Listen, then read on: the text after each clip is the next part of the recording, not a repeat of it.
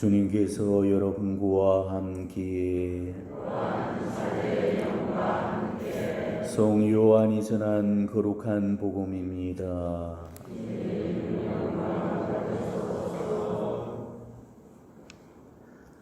하느님께서는 세상을 너무나 사랑하신 나머지 외아들을 내어주시어 그를 믿는 사람은 누구나 멸망하지 않고 영원한 생명을 얻게 하셨다.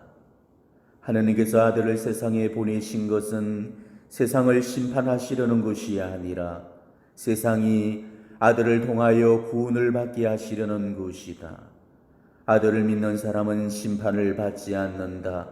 그러나 믿지 않는 자는 이미 심판을 받았다.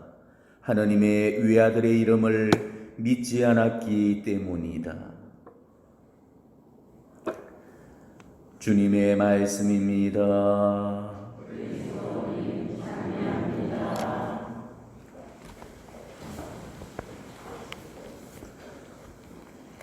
오늘은 삼위일체 대축일이 되겠습니다.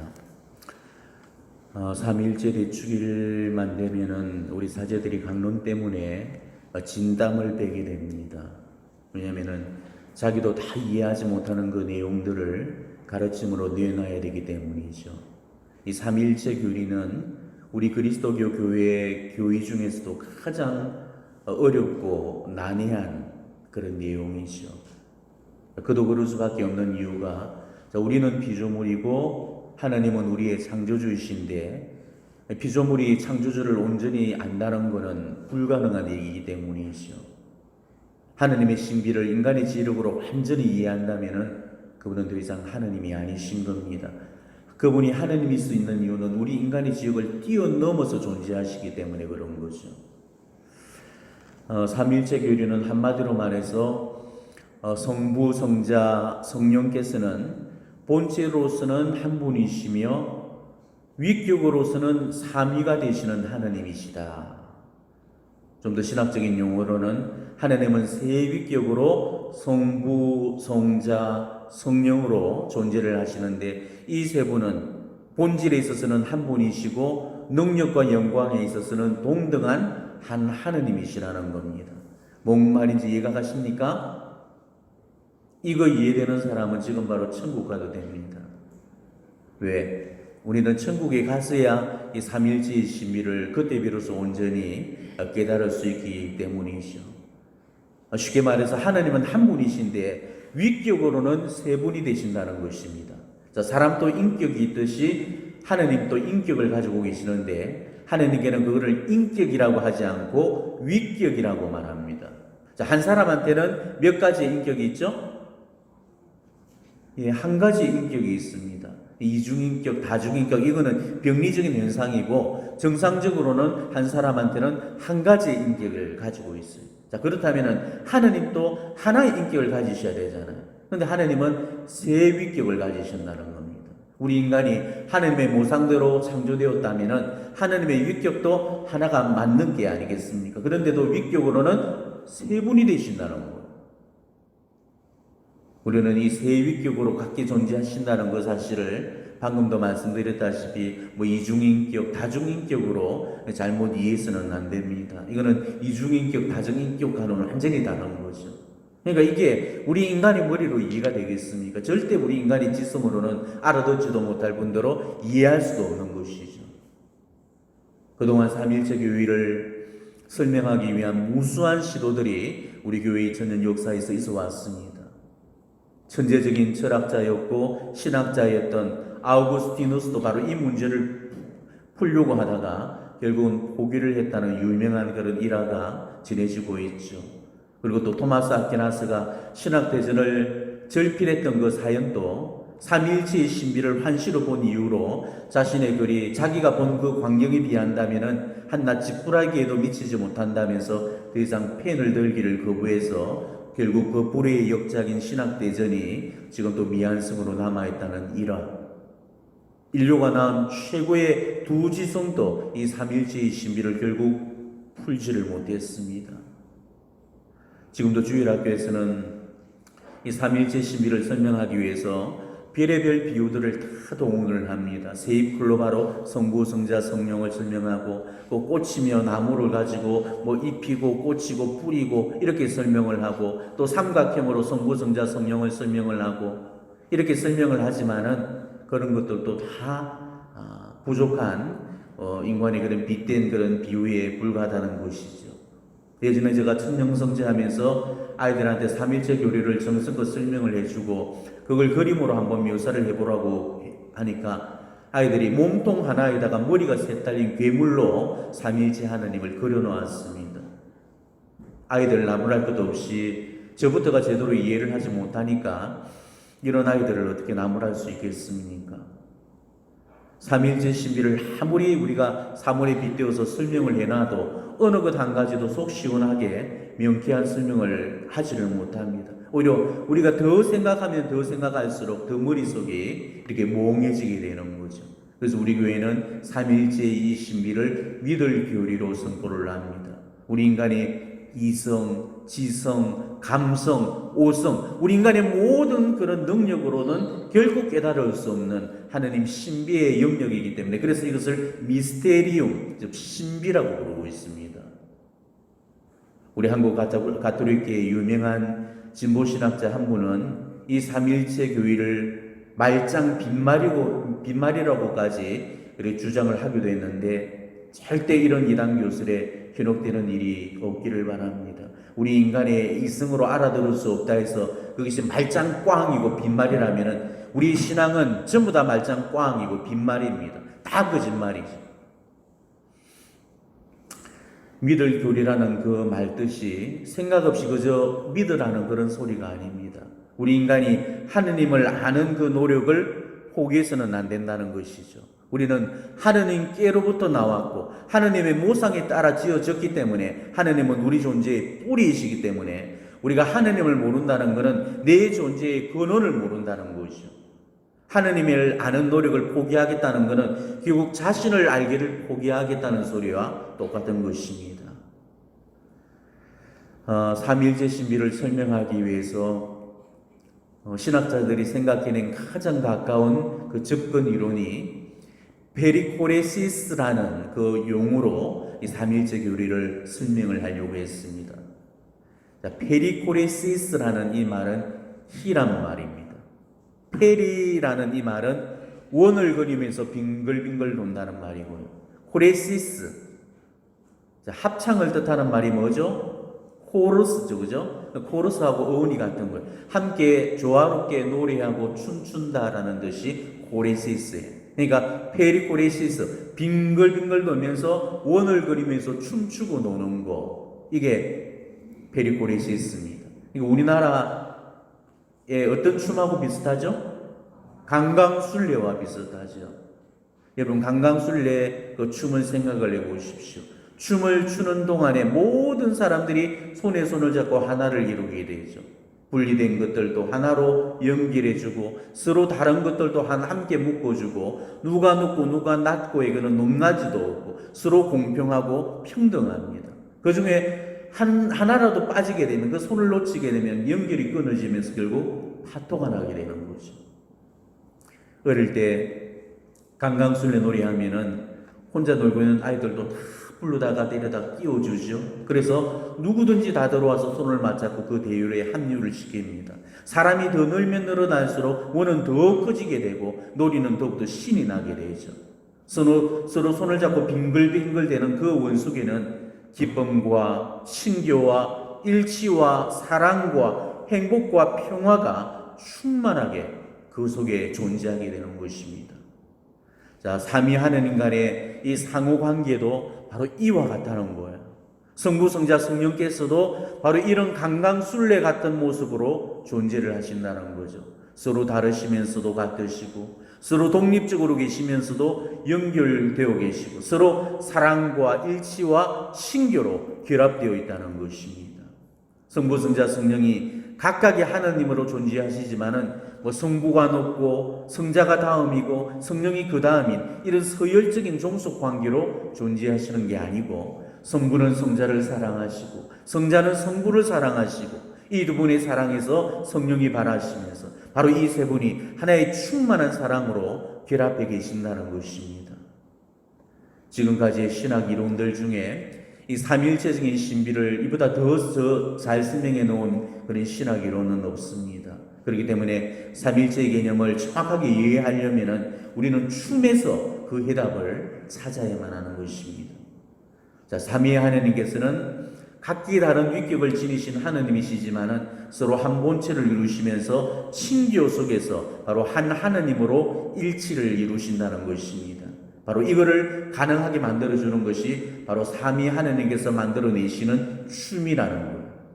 기쁨으로 손에 손을 잡고 노래하고 춤을 추면서 그 기쁨을 서로 나누시면서 서로 다른 세 분이 한 몸을 이루신다는 거예요. 춤이란 것은 혼자 추는 게 아니죠. 혼자 추면은 재미가 없어지는 게 춤입니다. 같이 춰줘야 그 재미가 배가가 되죠. 바로 삼위일체 하나님께서도 그 춤을 혼자서 추신 게 아니셨습니다. 같이 더불어 함께 주셨죠. 성부께서는 성자의 손을 맞잡으시고 또 성자께서는 성령의 손을 맞잡으시고 성령께서는 성부의 손을 맞잡으셨던 겁니다. 그리고 원을 그리면서 강강술래를 주셨던 거예요.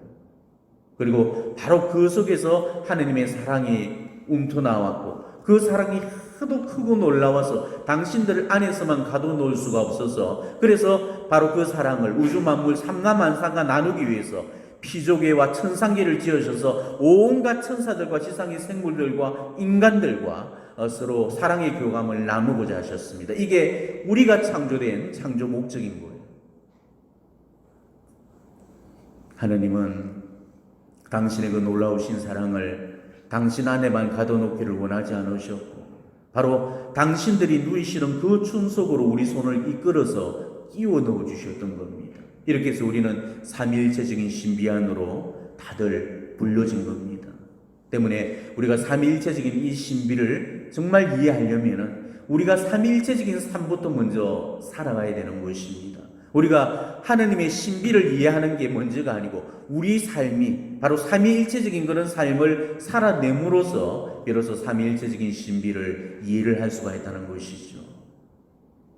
삼위일체적인 삶에서 빠져서는 안 되는 게 춤입니다. 이 삼위일체적인 삶을 살기 위해서는 춤을 잃어버리는 사람들이 되어서는 안 된다는 거죠. 지금 삶에서 춤을 잃어버린 사람들이 너무나 많습니다. 예수님도 그러셨죠. 너희는 피리를 불어도 춤추지 않았다.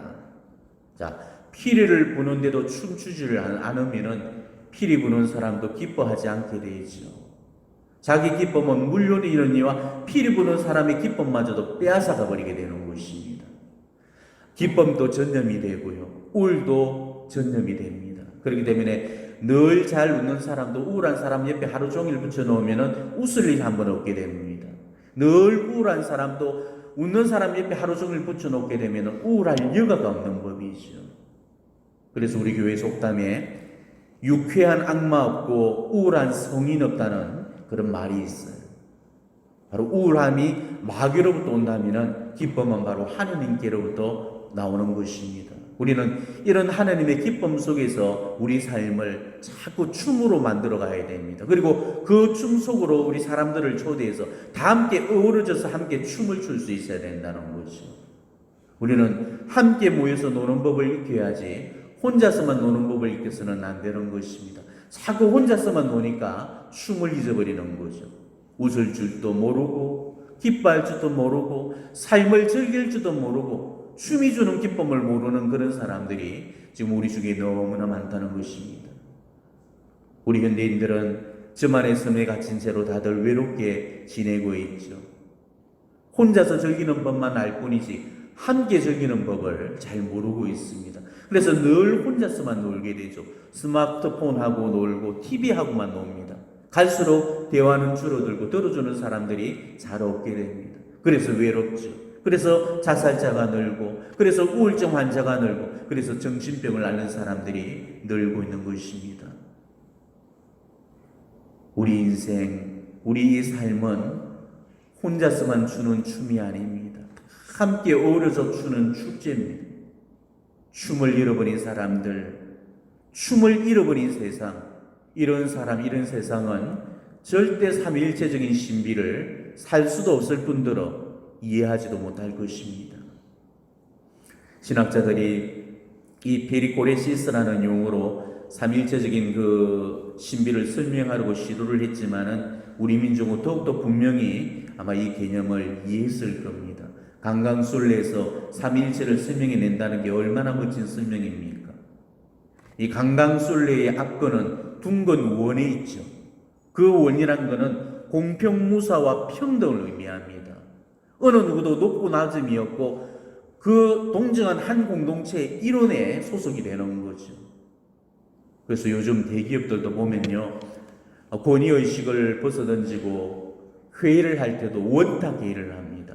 원탁이란 것은 어느 누구도 높낮이가 없습니다. 평사원도 그리고 최고 위의 간부도 다 동등한 그런 입장에서 회의가 진행이 되는 거죠.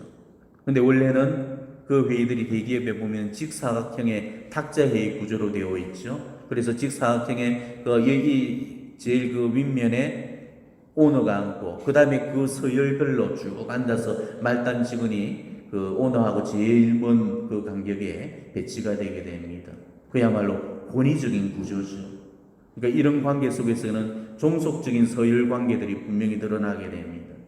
때문에 우리는 이 원에서 정말 강강술래 춤의 이 원에서 삼일체의 신비를 발견해야 되고, 원에서 삼일체의 그 신비를 사는 것, 이게 우리의 숙제라는 것이죠. 어디에서든지 삼일체적인 그런 관계들이 다 발견이 됩니다. 가정에서는 아버지와 어머니와 자녀들이 바로 삼일체적인 그런 구조를 지니고 있고, 직장에서는 상사와 동료와 부하 직원들이 또 삼일체적인 구조를 가지게 됩니다. 그리고 우리 교회에서도 사제와 수도자와 평신도가 삼일체적인 구조를 이룹니다. 이 삼일체적인 이 구조들이 단순히 형식으로만 모습을 갖춘 무늬만 삼일체 구조들이 되어서는 안 된다는 것이죠. 우리는 가정 속에서, 직장 속에서, 교회 속에서 이 실제적인 삼일체적인 신비를 구현해 내셔야 됩니다. 그 누구를 만나든지 원 속에서 만나줘야 하는 그 관계가 되어져야 된다는 거죠. 그게 가장 삼일체적인 관계성을 맺는 것입니다. 그 누구도 수직적이고 종속적인 위치로 만나서는 안 된다는 거죠. 누가 높고 누가 낮고, 누구는 끼워주고 누구는 안 끼워주고, 이런 배타적이고 종속적인 관계에서는 삼일체적인 신비가 드러나지 않습니다. 내가 아버지니까, 내가 신부니까, 내가 상사니까, 그래서 상명하복식으로 일방적인 명령을 내리고 위에서 찍어 누르고 종부리도 대하면서 권위적인 그런 모습으로 관계성을 맺는다면 그는 결코 삼일체적인 모습이 아닌 것입니다. 그런 모습의 삶에 함께 춤추고 싶어서 다가오는 사람들은 없을 거예요. 우리 교회는 교계 제도를 가지고 있습니다. 그리고 그 교계에는 위계 질서가 존재하죠. 교황에서부터 주교, 사제, 부제, 수도자, 평신도가 하나의 교계의 질서에 해당이 되죠. 그렇지만 이 교계도 직무상의 분류일 뿐이지 계급상의 분류가 아니라는 것입니다. 자, 그런데도 그동안 얼마나 우리 교회가 이 교계 제도를 권위주의적인 그런 수단으로 활용을 해왔습니까? 마치도 그 서열이 계급인 양 생각을 해왔던 것이죠. 우리 교회의 혁신적인 쇄신과 개혁을 이끌어냈던 제2차 바티칸 공의회가 지난 지가 근 60년에 이르지만은 아직까지도 그 정신대로 살지를 못하고 있습니다. 지금도 여전히 권위적인 그런 모습들이 우리 교회 내에서 존재하고 있습니다. 우리 교회의 교계 제도라는 것은 수직적인 구조가 아니고 수평적인 구조입니다. 계급이나 서열이 아니고 직무와 역할에 따른 분류의 따름이라는 것이죠. 각자의 자리에서 바로 하느님의 영광과 우리 교회 공동체의 선익을 위해서 봉사를 하면서 서로 그리스도적인 사랑과 일치를 친교를 나누면서 그리스도 안에서 한 형제로 결속되어야 되는 것. 이게 바로 우리 교계가 지금 만들어진 이유입니다. 하지만 근데 실제로는 전혀 그렇지가 않다는 거죠. 가장 춤추는 공동체를 만들어야 되는데도 춤이 없는 공동체가 되고 말았습니다. 지금도 본당 사제가 신자들에게 공함을 지르고 수녀를 불러 세워놓고 야단을 치고, 또 수녀는 제일 만만한 게 신자들이라고 또 신자들을 야단치는 그런 모습들, 아마 아직도 일선본당에서 너무나 자주 접하는 그런 풍경일 것입니다. 주교님들이 사제들에게 일방적으로 명령을 내리면은 사제는 무조건 들어야 되는 그런 주종관계, 또 장상이기 때문에 일방적으로 명령을 내리고 회원들은 끽소리도 못하면서 명령에 복종하는 것, 이런 것은 분명히 잘못된 모습입니다. 이건 절대 삼위일체적인 모습이 아니죠. 우리 교회의 교계 질서가 잘못되어서가 아니고 우리가 삼위일체적인 그 삶을 구현하지 못한 데서 따라오는 비극이고 불행이라는 것입니다. 우리는 이런 것을 그리스도교적인 그런 권위라고 하지 않습니다. 이렇게 복종하는 것을 순명이라고 하지 않습니다. 이런 거는 권위가 아니고 권력이죠. 이런 거는 순명이 아니고 복종입니다. 권한을 잘못 행사하게 되면은 권력으로 둔갑해서 횡포와 폭력이 되고 마는 것입니다. 예수님이 세상 권력자들을 고발하시면서 제자들에게 뭐라고 훈계를 하셨습니까? 세상은 그래도 너희는 그래서는 안 된다, 이렇게 말씀하셨죠. 우리는 이런 예수님의 탄식과 고발을 우리 삶의 교훈으로 깊이 새겨 넣어야 됩니다. 삼위일체적이지 못한 모습은 지금 교회 내에서만 존재하는 것이 아니고 세상 어디서도 마찬가지입니다. 자식을 자기 소유물로 생각해서 부모 마음대로 이끌려 하는 것, 이런 건 역시도 결코 삼위일체적이지 못한 모습이죠. 자, 그런 관계성 속에서는 자식은 춤을 잃어버리게 되고 부부가 추는 그 춤 속으로 들어오기가 싫어지게 되는 것입니다. 제가 며칠 전에 한 가정을 면담을 했는데 자식이 늘 말을 안 듣고 가출을 반못들해서 그럴 때마다 부모가 자식을 때리고 가두고 또 이 완료고만 하면 휘두르려고 했죠. 그렇지만 그럴수록 그 아이는 더 엇나가 버려서 결국은 마약에까지 손을 대어서 얼마 전에 교도소로 보내졌다고 그럽니다. 그러면서 저한테 하신다는 말씀이 자식이 왼수입니다, 이런 푸념을 늘어놓으셨습니다. 그렇지만은 그 부모가 모르는 진실 한 가지가 있었죠.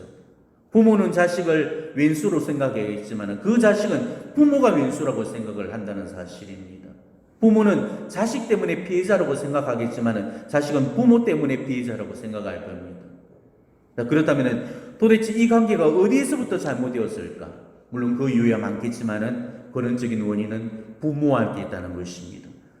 부모가 바로 자녀를 춤출 수 있게 만들어줘야 되는데도 자녀의 춤을 삶에서 빼앗아가 버렸던 거죠. 자, 자녀를 춤추게 하려면 부모가 먼저 춤출 수 있어야 됩니다. 삶을 춤으로 느낄 수 있도록 부모가 먼저 삶이 춤이 될 수 있도록 만들어줘야 됩니다. 그리고 그 삶 속으로 그 아이를 초대해 줘야 되거든요. 그렇지만 그 부모는 삶을 춤으로 만들어주지 않았던 것입니다. 지금 그 어디를 보더라도 권위와 폭력이 판을 치고 있습니다. 내가 높다고, 내가 위라고 함부로 대하는 무례가 판을 치고 있습니다.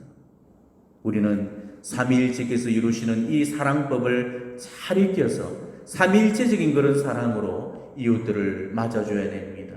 권위적인 모습으로 군림하려고 하지 말고 언제나 내가 만들어 놓은 원 안으로 그 사람들을 초대해서 함께 춤출 수 있도록 만들어줘야 됩니다. 지금 내가 추는 그 춤에 그 사람을 함께 춤을 추게 하고 싶다면은 먼저 자신의 삶의 틀에 권위적인 그 각을 잡지 말고 삶을 온갖 같이 부드럽고 둥글둥글하게 만들어야 됩니다. 그러면 사람들이 저절로 내게로 모여들게 될 거고 나와 아우러져서 신명나게 삶의 춤을 추게 될 겁니다. 오늘 이 삼일제 대축일 제 강론의 결론은 오로지 한 가지입니다. 삼일제의 신비를 살지 못하는 그 공동체 속에 하나님은 결코 현존하실 수 없다는 사실입니다. 삼일제의 신비는 우리가 삶으로 살아낼 때 비로소 깨달아진다는 것이죠. 내가 살지 못하면 이 삼위일체적인 사랑을 죽었다 깨어나도 우리는 이해할 수 없을 겁니다. 바로 가부장적인 아버지, 권위의식에 쩔어있는 사제, 상명하복식에 불도저같이 밀어대는 상사들, 이런 사람들이 있는 한에 그 공동체는 결코 함께 춤을 추지를 못할 겁니다. 그동안 나는 얼마나 삼위일체적인 삶을 살아왔는지, 내 삶에 춤을 잃어버리지는 않았는지, 지금 내가 추고 있는 그 춤 안으로 얼마나 많은 사람들이 초대되어서 이 함께 기쁨의 축제를 보내고 있는지 다시 한번 각자의 삶을 한번 반성해 보시기를 바랍니다. 아멘.